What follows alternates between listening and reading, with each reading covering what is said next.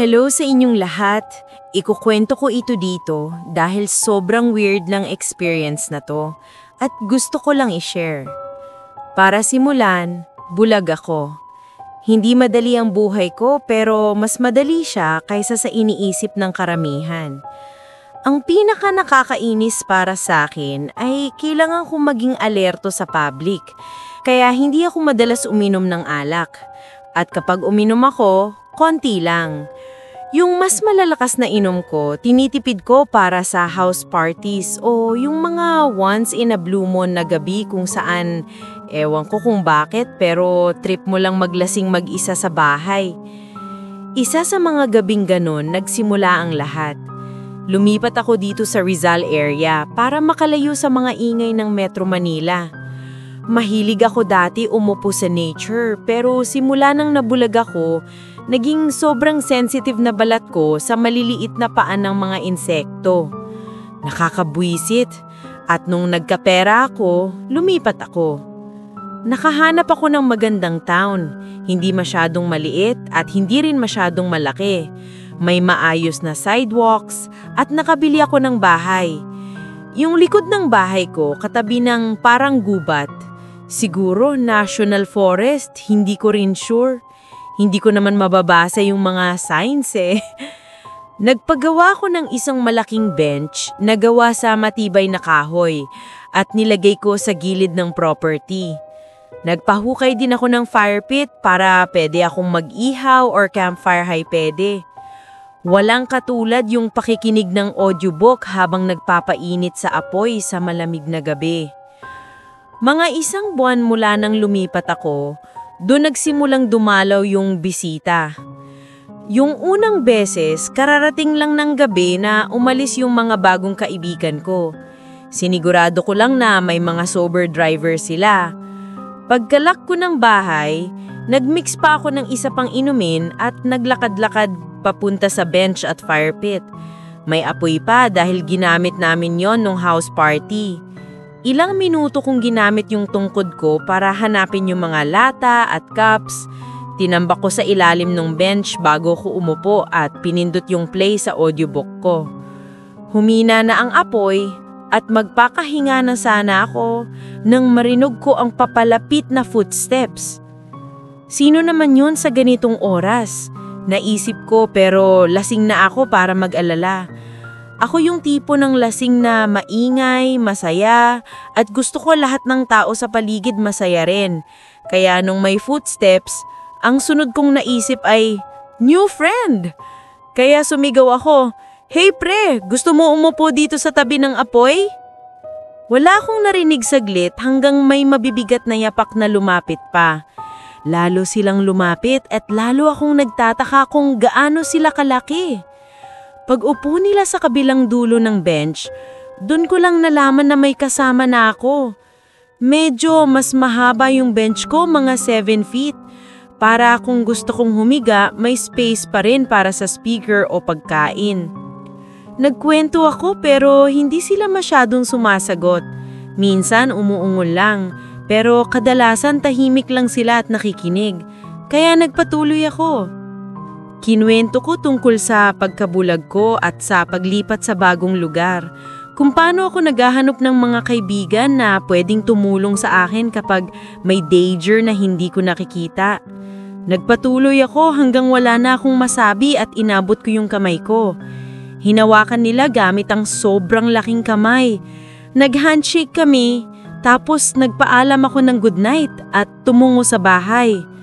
Doon nagsimula ang lahat. Hindi lagi pumupunta yung bagong kaibigan ko pero kapag nandun siya, uupo lang siya malapit sa apoy at makikinig. May napansin akong tungkol sa kanila. Una, yung amoy. Inisip ko na baka homeless sila at kailangan lang nilang ng matutuluyan o pampaligo. Inalok ko sila na gamitin yung shower ko pero nag-grant lang sila. Inisip ko na ibig sabihin nun ay no thanks, pero hindi rin ako sure. Sa isip ko, isa silang homeless na dumaan sa matinding trauma kaya hindi sila nagsasalita. Hindi man sila ideal na kaibigan para sa bulag na tulad ko, pero baka ako lang ang kaibigan nila. Maayos naman tumakbo yung kakaibang friendship namin ng ilang buwan. Hanggang dumating ang gabing kinatatakutan ng lahat ng mga bulag. Yung gabing may pumasok na ibang tao sa bahay mo. Nasa labas ako noon, nakikinig ng audiobook sa mababang volume. Yung kaibigan ko, tinawag ko siyang Nara dahil tulad ng punong Nara, malaki siya at tahimik. Nandun siya sa usual na spot niya. Narinig ko yung pagbasag ng salamin kaya napaisip ako kung may baso bang naiwan ko sa gilid ng counter. Minsan nangyayari ito. Tumayo ako para hanapin yung natupon bago ko makalimutan kung nasaan. Pero may malalim na ungol sa likod ko na nagpahinto sa akin. Hindi ko nakakinig na ganung tunog kailanman. Parang gumulong sa loob ng ulo ko. Tumayo si Nara at sa ilang mabibigat na hakbang lang ay nakarating siya sa bahay ko. Narinig ko siyang binuksan yung sliding glass door at pumasok. Magtatik pa ako ng isa pang hakbang nang marinig ko yung unang sigaw sa loob ng bahay. Jesus Christ, anong hayop na yan? Lumayo ka! Lumayo ka! Sumunod ang hiyawan at bumagsak pa sara yung pintuan ko dahil may taong nagtatakbong palabas. Who the hell are you? Sigaw ko sa mga intruder. May isa pang dapat niyong nalaman sa mga bulag. Nakakalimutan namin ng ilaw. Hindi namin iniisip kasi hindi namin kailangan. Kaya nung sumigaw ako, ginawa ko yon sa dilim.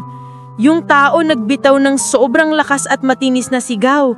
Ang sakit sa tenga at nagulat ako. Napasigaw din ako kaya lalo siyang nataranta at tumakbo papunta sa gubat.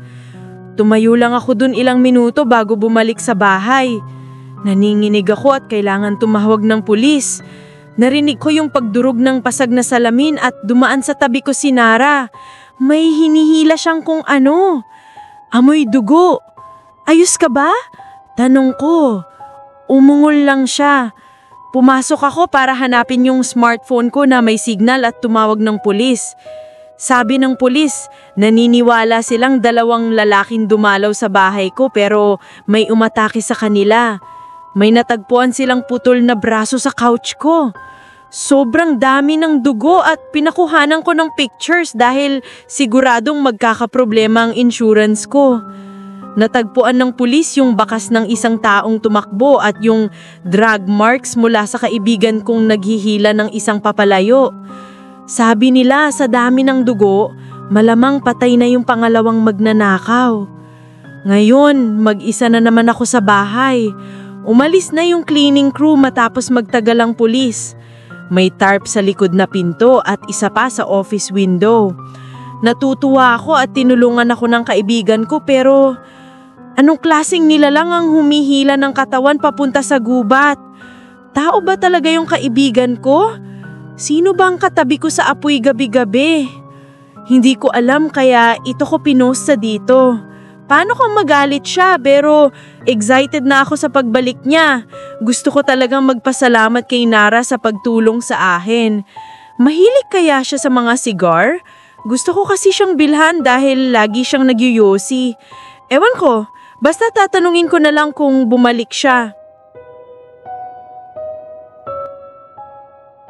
Maraming salamat sa pakikinig, kaibigan. Kung nagustuhan mo ang storya natin ngayong gabi, pwede mo bang bigyan ng like ang video na ito? At kung talagang kinalabutan ka, siguraduhin mag-subscribe para sa mas marami pang kwento galing sa ligaw na kaluluwa.